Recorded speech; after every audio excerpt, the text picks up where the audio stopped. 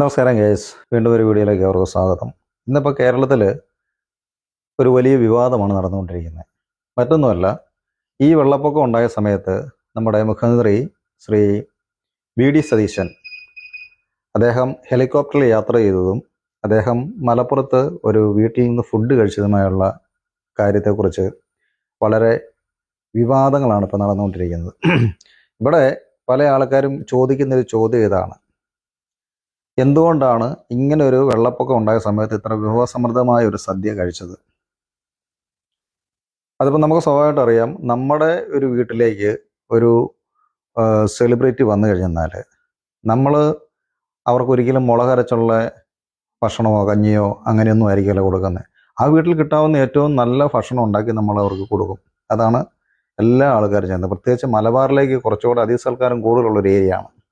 അപ്പം അവിടെ മുഖ്യമന്ത്രി ചെന്ന സമയത്ത് അത്യാവശ്യം നല്ല രീതിയിലുള്ള ഫുഡാണ് അദ്ദേഹത്തിന് കൊടുത്തത്. അപ്പോൾ അതിൻ്റെ ഒരു ഫോട്ടോ വീഡിയോ എടുത്തതിന് ശേഷം ഒരു സൈഡിൽ ജനങ്ങൾ ദുഃഖം അനുഭവിക്കുമ്പോൾ മുഖ്യമന്ത്രി നല്ല വിഭവസമൃദ്ധമായ സദ്യ കഴിക്കുന്നു എന്ന് പറഞ്ഞിട്ടാണ് പ്രതിപക്ഷം ഇതിനെ എക്സ്പോസ് ചെയ്തുകൊണ്ട് വലിയൊരു വാർത്തയാക്കി ജനങ്ങളിലേക്ക് എത്തിച്ചത്. അപ്പം ഈ അപ്രതീക്ഷിതമായിട്ടുണ്ടായ ഈ വെള്ളപ്പൊക്കം, ഓൾറെഡി വെള്ളപ്പൊക്കം ഉണ്ടാകുമെന്ന് ഡിസാസ്റ്റർ മാനേജ്മെൻറ്റിൻ്റെ മുന്നറിയിപ്പ് ഉണ്ടായിരുന്നു. എങ്കിലും ഈ ഒരു സമയത്ത് മുഖ്യമന്ത്രി അവിടെ ചെന്നില്ല, ക്യാമ്പുകൾ വിസിറ്റ് ചെയ്തില്ല എന്നൊക്കെ പറഞ്ഞിട്ടുള്ള കാര്യങ്ങളാണ് എനിക്കവിടെ കേൾക്കുവാനായിട്ട് ഇടയിൽ തീർന്നത്. അപ്പോഴാണ് എനിക്കൊരു സംശയം തോന്നിയത്. ഇതേ കാര്യങ്ങൾ ഇതിനു മുമ്പുണ്ടായിരുന്ന സമയത്ത് അന്നിരുന്ന മുഖ്യമന്ത്രി ശ്രീ പിണറായി വിജയൻ ഈ സംഭവങ്ങളൊക്കെ ഉണ്ടായതിനു ശേഷം എത്ര മണിക്കൂറുകൾ കഴിഞ്ഞ് അല്ലെങ്കിൽ എത്ര ദിവസം കഴിഞ്ഞാണ് ഈ സ്ഥലം വിസിറ്റ് ചെയ്തത് എന്നതിനെക്കുറിച്ച് ഉള്ളൊരു ക്ലാരിറ്റി വരുന്നതിന് വേണ്ടിയിട്ട് ഇപ്പോഴത്തെ ലേറ്റസ്റ്റ് നമുക്ക് ഇൻഫർമേഷൻ കിട്ടുന്ന ഇപ്പോൾ ഉള്ള എല്ലാ AI വഴിയാണല്ലോ നമുക്ക് കാര്യങ്ങൾ എളുപ്പത്തിൽ അറിയാൻ സാധിക്കുന്നത്. അപ്പോൾ ChatGPT വഴി AIയോട് ഞാൻ ഒന്ന് സംസാരിക്കുകയാണ്, നിങ്ങളൊന്ന് കേട്ട് നോക്കുക. Good morning. Hi there. Good morning. How are you doing? എനിക്കൊരു കാര്യം പറഞ്ഞാൽ കൊള്ളാമെന്നുണ്ട്. നമ്മുടെ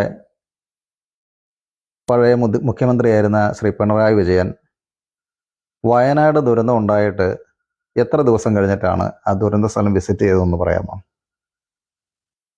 നോക്കാം, ഒരു നിമിഷം. ആയിക്കോട്ടെ. നിങ്ങൾ ചോദിച്ചത് മുൻ മുഖ്യമന്ത്രി പിണറായി വിജയൻ 2024 വയനാട് ഉരുൾപൊട്ടൽ ദുരന്ത സ്ഥലത്ത് ഒരു ദിവസം കഴിഞ്ഞാണ് പോയത്. ഉരുൾപൊട്ടൽ 23 ജൂലൈ 48 ഉണ്ടായപ്പോൾ അദ്ദേഹം അന്ന് തിരുവനന്തപുരത്തു നിന്ന് രക്ഷാപ്രവർത്തനങ്ങൾ കോർഡിനേറ്റ് ചെയ്യുകയും യോഗങ്ങൾ നടത്തുകയും ചെയ്തു. പിന്നീട് ജൂലൈ 31 അദ്ദേഹം വയനാട്ടിലെത്തി സ്ഥിതിഗതികൾ നേരിൽ വിലയിരുത്തി ഉദ്യോഗസ്ഥരുമായി കൂടിക്കാഴ്ചകളും നടത്തി. നിങ്ങൾ ചോദിക്കുന്നത് മറ്റേതെങ്കിലും പ്രത്യേക സന്ദർശനം, ഉദാഹരണത്തിന് പ്രധാനമന്ത്രിയോടൊപ്പമുള്ള സന്ദർശനം അല്ലെങ്കിൽ പിന്നീട് നടത്തിയ മറ്റേതെങ്കിലും സന്ദർശനത്തെ കുറിച്ചാണെങ്കിൽ ദയവായി പറയൂ. അല്ല, ഞാൻ ചോദിച്ചത് ഈ സംഭവം നടന്ന് എത്ര ദിവസം കഴിഞ്ഞിട്ടാണ് അവിടെ ചെന്നതെന്നുള്ളതാണ്. ഒരു ദിവസം കഴിഞ്ഞാണ് അദ്ദേഹം സ്ഥലത്തെത്തിയത്. Okay, clear.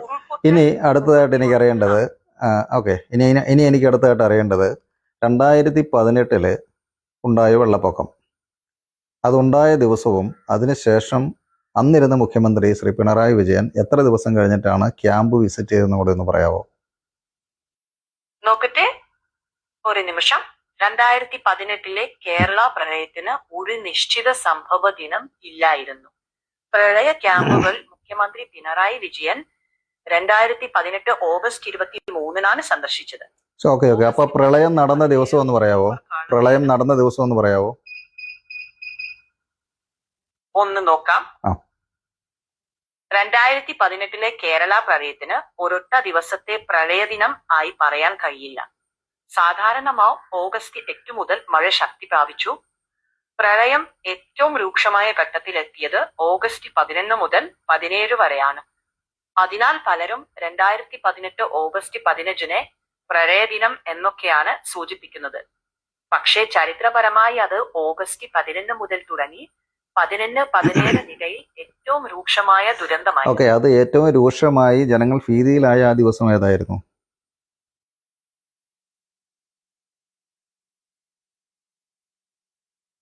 അതായത് ഈ വെള്ളപ്പൊക്കം ഓക്കെ. ഏറ്റവും രൂക്ഷമായി വന്ന സമയം. അതെ.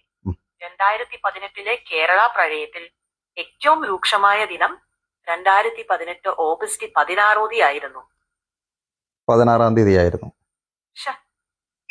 അല്ലേ? August 16 okay. എട്ടെന്നല്ലേ? ശരി. 2018 ഓഗസ്റ്റ് 18 മഴ അതിശക്തിയായി തുടങ്ങിയത്.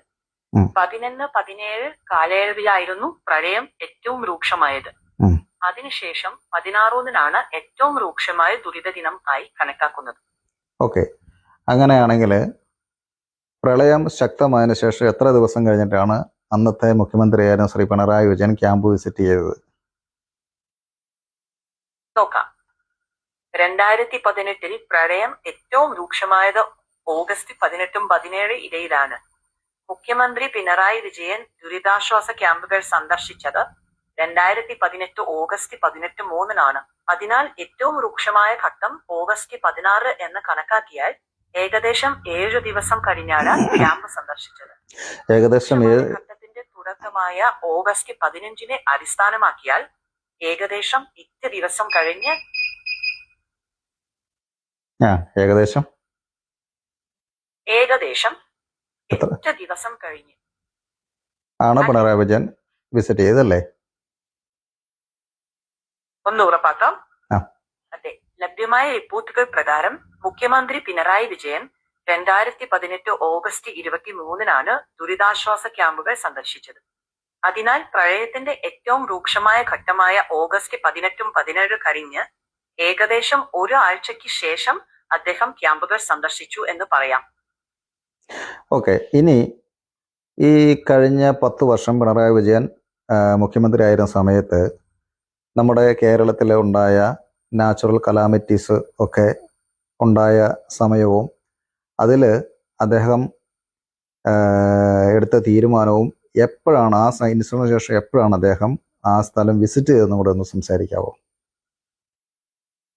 നോക്കാം. കുറച്ചു നിമിഷം അതിനെക്കുറിച്ച് വിശദമായി പറയാം. പക്ഷെ ഒരു കാര്യം ശ്രദ്ധിക്കണം. കഴിഞ്ഞ 10 വർഷത്തിനിടെ കേരളത്തിൽ ഉണ്ടായ എല്ലാ പ്രകൃതി ദുരന്തങ്ങളും ഓരോന്നിലും മുഖ്യമന്ത്രി പിണറായി വിജയൻ എടുത്ത തീരുമാനങ്ങളും ദുരന്ത സ്ഥലം സന്ദർശിച്ച തീയതിയും പരിശോധിക്കണമെങ്കിൽ വളരെ വിവരങ്ങൾ ഉൾപ്പെടും. അതിൽ ഓരോ സംഭവത്തിന്റെയും തീയതി, സർക്കാർ എടുത്ത പ്രധാന നടപടികൾ, സന്ദർശന തീയതി, എത്ര ദിവസം കഴിഞ്ഞ് സന്ദർശിച്ചു എന്നിങ്ങനെ പട്ടികയായി നൽകാം. ഇങ്ങനെ ചെയ്താൽ വിവരങ്ങൾ വ്യക്തവും പരിശോധിക്കാവുന്നതുമായിരിക്കും. ആയിക്കോട്ടെ. അതായത് എൻ്റെ ചോദ്യം ഇതാണ്, കഴിഞ്ഞ 10 വർഷം പിണറായി വിജയൻ മുഖ്യമന്ത്രിയായിരുന്ന സമയത്ത് ഉണ്ടായ പ്രകൃതി ദുരന്തവും എപ്പോഴാണ് അദ്ദേഹം ആ സ്ഥലം വിസിറ്റ് ചെയ്തതും എന്നതിനെക്കുറിച്ച് കൃത്യമായിട്ടൊന്ന് പറയാവോ? ശരി, പരിശോധിച്ചുകൊണ്ടിരിക്കുന്നു. കൃത്യമായ മറുപടി നൽകാൻ സംഭവങ്ങളുടെ തീയതികളും ഔദ്യോഗിക വാർത്തകളും ഒക്കെ പ്രത്യേക പരിശോധിക്കേണ്ടതുണ്ട്. ആയിക്കോട്ടെ. കഴിഞ്ഞ 10 വർഷത്തിൽ പിണറായി വിജയൻ മുഖ്യമന്ത്രിയായ കാലത്തെ പ്രധാന പ്രകൃതി ദുരന്തങ്ങൾ: 2018 കേരള പ്രളയം, 2019 കവളപ്പാറ ഉരുൾപൊട്ടൽ, 2020 പെട്ടിമുടി ഉരുൾപൊട്ടൽ, 2021 കോട്ടയം ഇടുക്കി കനത്ത മഴയും ഉരുൾപൊട്ടലും. ഓരോ സംഭവത്തിനും ദുരന്തം നടന്ന തീയതി, മുഖ്യമന്ത്രി സന്ദർശിച്ച കൃത്യമായ തീയതി, എത്ര ദിവസം കഴിഞ്ഞ് സന്ദർശിച്ചു എന്നിങ്ങനെ വ്യക്തമായി ക്രമപ്പെടുത്തി നൽകാം. അതിൽ ഓരോ സംഭവവും പ്രത്യേകം പരിശോധിക്കേണ്ടതായതിനാൽ ചുരുക്കി പറയുന്നതിനേക്കാൾ വിശദമായി തയ്യാറാക്കുന്നതാണ് നല്ലത്. ഇങ്ങനെ ചെയ്താൽ വിശ്വസനീയവും കൃത്യവുമായ ഒരു പട്ടിക ലഭിക്കും. അല്ല, ഇപ്പം ജസ്റ്റ് ഒന്ന് ചുരുക്കി എന്ന് പറഞ്ഞ ഡേറ്റും ഡ്യൂറേഷൻ ഒന്ന്, അയാൾ വിസിറ്റ് ചെയ്ത ഡ്യൂറേഷൻ ഒന്ന് കറക്റ്റ് ആയിട്ടൊന്ന് പറയാമോ? ഒന്ന് നോക്കാം. ചുരുക്കി പറയാം. 2018 പ്രളയത്തിൽ ഓഗസ്റ്റ് 13 സന്ദർശിച്ചത്, ഏകദേശം ഒരാഴ്ചയ്ക്ക് ശേഷം. 2019 കവളപ്പാറ ഉരുൾപൊട്ടൽ, രക്ഷാപ്രവർത്തനങ്ങൾ പുരോഗമിക്കുന്നതിനിടെ ആദ്യ ദിവസങ്ങളിലെ സന്ദർശനം. 2020 പെട്ടിമുടി ഉരുൾപൊട്ടൽ, ദുരന്തത്തിന് 1-2 ദിവസത്തിനുള്ളിൽ സന്ദർശിച്ചു. 2021 കനത്ത മഴ ഉരുൾപൊട്ടൽ, ബാധിത പ്രദേശങ്ങൾ ആദ്യ ദിവസങ്ങളിലെ സന്ദർശിച്ചു. 2024 വയനാട് മുണ്ടക്കൈ ചൂരൽമല ഉരുൾപൊട്ടൽ, ദുരന്തത്തിന് ഒരു ദിവസം ശേഷം 2024 ജൂലൈ 31 സന്ദർശിച്ചു. ഉം. മറ്റ് ദുരന്തങ്ങളെയും ഇങ്ങനെ തീയതികളോടെ ചേർത്ത് കൃത്യമായി പട്ടികയാക്കാൻ കഴിയും. ശരി. ഇതിൽ നിന്നൊക്കെ നമുക്കൊരു കാര്യം മനസ്സിലാകുന്നത്, ഡിസാസ്റ്റർ മാനേജ്മെന്റ് ലീഡറായിരിക്കുന്ന മുഖ്യമന്ത്രി ആ സ്പോട്ടിൽ അന്നേരം തന്നെ എത്തിച്ചേരാറില്ല എന്നുള്ളതാണ്. കാരണം കഴിഞ്ഞ സർക്കാരിൻ്റെ മുഖ്യമന്ത്രിയായിരുന്ന ശ്രീ പിണറായി വിജയൻ ഇത് തന്നെയാണ് ചെയ്തത്. അദ്ദേഹം ആദ്യം കോർഡിനേറ്റ് ചെയ്തതിന് ശേഷം സ്ഥിതിഗതികളൊക്കെ വിലയിരുത്തിയതിന് ശേഷമാണ് ആ സ്ഥലം സന്ദർശിച്ചത്. ഇവിടെ നമ്മുടെ chief minister Shri VD. Satheesan അങ്ങനെ തന്നെയാണ് ചെയ്തിരിക്കുന്നത്. അദ്ദേഹം ഒഫീഷ്യലി ട്രാവലിങ്ങിലായിരുന്നു. അതിനോടനുബന്ധിച്ച് അദ്ദേഹത്തിൻ്റെ സുഹൃത്തിൻ്റെ വീട്ടിൽ ഫുഡ് കൊടുത്തു. വിശന്നിരുന്ന് അദ്ദേഹം ഫുഡ് കഴിച്ചു. പക്ഷേ പിണറായി വിജയനും ശ്രീ വി.ഡി. സതീശനും തമ്മിലുള്ള വ്യത്യാസം എന്താണെന്ന് ചോദിച്ചു കഴിഞ്ഞാൽ, ശ്രീ വി.ഡി. സതീശൻ എല്ലാവരോടും വളരെ കൂളായിട്ട് ഇടപഴകുകയും പത്രക്കാർക്കൊക്കെ ആവശ്യത്തിലധികം സ്വാതന്ത്ര്യം അദ്ദേഹത്തിൻ്റെ പ്രൈവറ്റ് കാര്യങ്ങളിൽ കൊടുക്കുകയും ചെയ്തു എന്നുള്ളത് തെറ്റാണ് അദ്ദേഹം ചെയ്തത്. അതേസമയം പിണറായി വിജയൻ അങ്ങനെയല്ലായിരുന്നു. അദ്ദേഹത്തിൻ്റെ പേഴ്സണൽ കാര്യങ്ങൾ ഒരു പത്രപ്രവർത്തനം അടുപ്പിക്കത്തില്ലായിരുന്നു. അദ്ദേഹം അധികാരത്തിൽ വന്ന ഉടനെ തന്നെ നിയമസഭയിൽ ഉണ്ടായിരുന്ന ക്യാമറകളെല്ലാം എടുത്തു മാറ്റി. ഉമ്മൻചാണ്ടി സാറുള്ള സമയത്ത് എല്ലാം സുതാര്യമായിരുന്നു. അതെല്ലാം അദ്ദേഹം മാറ്റി. അതിനുശേഷം പത്രക്കാരോട് പറഞ്ഞ് കടക്കപ്പുറത്ത് അവർക്കുള്ള സ്വാതന്ത്ര്യം നിന്നു. നിങ്ങൾക്കറിയാമല്ലോ, പത്രസമ്മേളനം നടത്തി കഴിഞ്ഞാൽ ഒരു പത്രക്കാരന് നേരെ നിന്നൊരു ചോദ്യം ചോദിക്കാൻ പോലും പേടിച്ചിരുന്നൊരു കാലഘട്ടമായിരുന്നു കഴിഞ്ഞ ഭരണകാലം എന്നുള്ള കാര്യത്തിൽ യാതൊരു സംശയവുമില്ല. തിരിച്ചൊരു വാക്ക് പറയാൻ പേടിയുണ്ടായിരുന്ന ആളുകളായിരുന്നു പോലീസ് ഡിപ്പാർട്ട്മെൻറ്റിലും അതുപോലെ തന്നെ ഇതര സർക്കാർ സംവിധാനങ്ങളുണ്ടായിരുന്ന ആളുകൾ എന്നുള്ള കാര്യത്തിൽ യാതൊരു സംശയമില്ല. ഇതൊക്കെ നമ്മൾ ലൈവ് കണ്ടുകൊണ്ടിരുന്ന കാര്യം തന്നെയാണ്. എന്നാൽ ആ ഒരു അവസ്ഥ മാറി. ഇന്ന് ആർക്കും എന്ത് കാര്യവും ധൈര്യത്തോടെ ചോദിക്കാൻ പറ്റുന്ന ഒരു സ്ഥിതിയിലേക്കാണ് ഇപ്പോഴത്തെ ഭരണം നീങ്ങുന്നത്. കഴിഞ്ഞ ദിവസം പത്രസമ്മേളനത്തിൽ ഞാൻ മനസ്സിലാക്കിയ ഒരു കാര്യമുണ്ട്. ഓരോ പത്രക്കാരും ചോദിക്കുന്ന ചോദ്യങ്ങൾ, ഒരാളെ വ്യക്തിഹത്യ ചെയ്യുന്നൊരു പരിധിയുണ്ട്. വിശന്നു കഴിഞ്ഞാൽ ഒരാൾ ഫുഡ് കഴിക്കും. അത് സന്തോഷത്തോടെ ഒരു കുടുംബം കൊടുത്തത് അദ്ദേഹം കഴിച്ചു. അപ്പം നിങ്ങൾ ചോദിക്കുന്ന ചോദ്യമാണ്, ഒരു സൈഡിൽ വലിയൊരു സംഭവം നടക്കുമ്പോൾ അങ്ങനെ കഴിക്കാൻ പാടുണ്ടോ? ഞാൻ ചോദിക്കട്ടെ, ആദ്യത്തെ 2018 ദുരന്തം നടന്ന് 3-4 ദിവസം അല്ല 5 ദിവസം കഴിഞ്ഞിട്ടാണ് അന്നിരുന്ന മുഖ്യമന്ത്രി ശ്രീ പിണറായി വിജയൻ ക്യാമ്പ് വിസിറ്റ് ചെയ്തത്. അപ്പോൾ അത്രയും ദിവസം ഇദ്ദേഹം എന്ത് ചെയ്തു? ഫുഡ് കഴിച്ചില്ലയോ എന്നുള്ള എങ്ങനെ പത്രക്കാർക്ക് അറിയാൻ പറ്റും?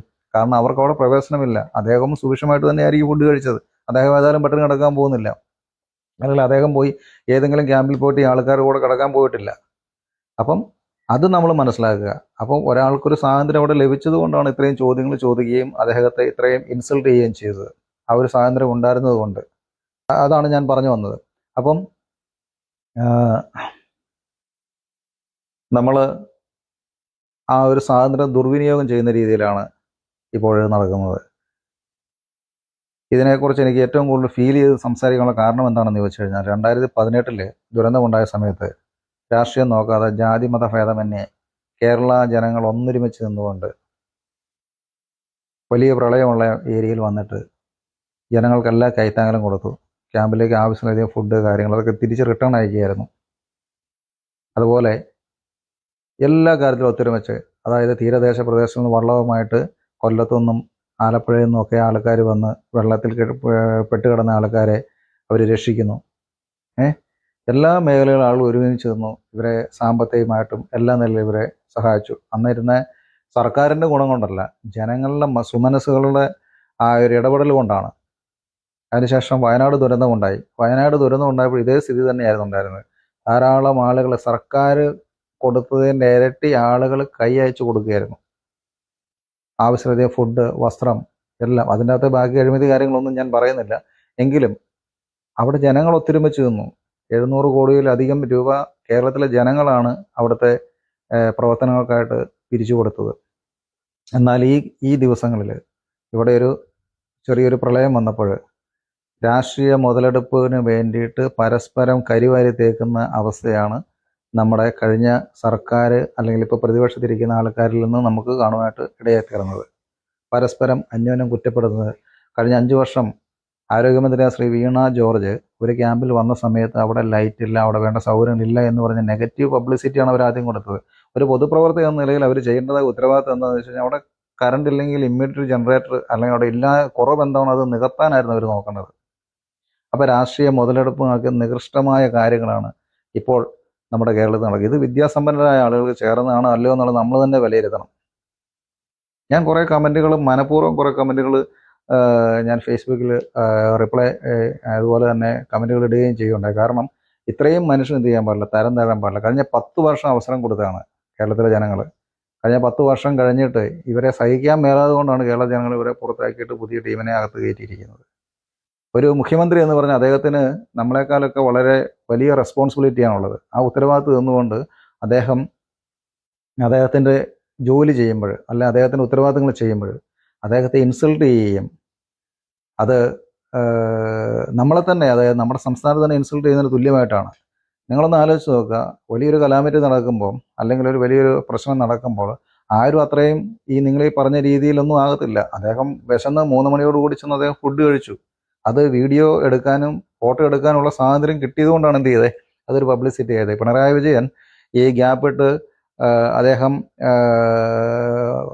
ഒരു ഇൻസിഡന്റ് നടന്ന് 2-3 ദിവസം കഴിഞ്ഞ് പോയ സമയത്ത് അദ്ദേഹം ഫുഡ് കഴിച്ചോ കഴിച്ചില്ലോ, എന്ത് കഴിച്ചു എന്ന് പോലും ഒരു മനുഷ്യൻ അറിയാൻ മേലാതിരുന്നത് അദ്ദേഹത്തിൻ്റെ പ്രൈവസിയിൽ മറ്റുള്ളവർക്ക് കയറി ചെല്ലാൻ പാടില്ല, അത് അദ്ദേഹം പെർമിഷൻ കൊടുക്കാത്തതുകൊണ്ടാണ്. അത് നിങ്ങൾ ആദ്യം മനസ്സിലാക്കുക. എന്ന് പറഞ്ഞാൽ നമുക്ക് കിട്ടിയ സ്വാതന്ത്ര്യം നമ്മൾ ദുർവിനിയോഗം ചെയ്തു. ഈ പത്രക്കാരുൾപ്പെടെ മാധ്യമപ്രവർത്തകർ ഉൾപ്പെടെ ഓരോരുത്തരുടെ ചോദ്യം കേട്ട് കഴിഞ്ഞാൽ വലിയ ഇവരാണ് കേരളം ഭരിക്കുന്ന രീതിയിലാണ് ഇവരെ സംസാര രീതികളും. അത്യാവശ്യം വിദ്യാഭ്യാസവും വിവരവുമുള്ള ഒരു മന്ത്രിസഭയാണ് ഇപ്പോൾ നിലവിൽ കേരളത്തിലുള്ളതെന്ന കാര്യത്തിൽ യാതൊരു സംശയമില്ല. നിങ്ങൾക്കെല്ലാം അറിയാവുന്ന കാര്യമാണ്. പക്ഷേ ഇങ്ങനെയുള്ള ഒരു സന്ദർഭത്തിൽ നമ്മൾ ചെറുതായെങ്കിലും പ്രതികരിക്കാതിരിക്കാൻ മേലാത്തതുകൊണ്ടാണ് ഇങ്ങനൊരു വീഡിയോ രൂപത്തിൽ തന്നെ പ്രതികരണം ആളുകളിലേക്ക് എത്തിക്കുന്നത്.